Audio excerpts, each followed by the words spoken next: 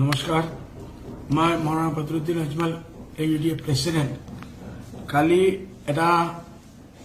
press কনফাৰেন্সত মই press conference কৰা নাই প্ৰেছৰ মানুহ আহিছিল সকলে হঠাৎ অখিল গগৈ বৰ কথা সুধিছে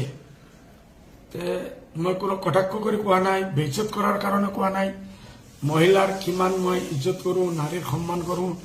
আমাৰ হাজাৰ হাজাৰ ছাত্ৰীসকল আমাৰ লগত পঢ়ে আমাৰ স্কুলত কলেজত আমি কি সম্মান দিওঁ এইটো ঘূৰে ভাৰতৰ জানে গোটেই পৃথিৱী জানে আৰ মহিলাৰ আমাৰ সম্মান আছে মহিলা মোৰ নিজৰ মা মহিলা মোৰ বহিন মোৰ বৌ মোৰ আত্মীয়জন হাজাৰ হাজাৰ লাখ লাখ মহিলা আছে এইটো মই কোনো বেইজ্জত আপমান কৰাৰ কাৰণে কোৱা নাই বেলেগ কিছু মিডিয়াৰ বন্ধুসকলে এইটো ইস্যু বনাই দিছে কিয় বনাইছে I don't know what is their intention but যদি এই নিউজ পাই অখিল গগৈৰ ওয়াইফে যদি মনটো হার্ট হয়েছে দুখ পাইছে বেয়া পাইছে বা কোনো মহিলাই এই নিউজ দেখি যদি বেয়া পাইছে মই সবার ওচৰত ক্ষমা বিচাৰি আছো এইটো তোমাৰ কোনো লজ্জা নাই একবাৰ নাই মই 10 বাৰ ক্ষমা বিচাৰিম যে যদি কোনো এজন মানুহৰ মনত দুখ দি আছো এইসকলে এইটো পাহৰি যাব লাগে আৰু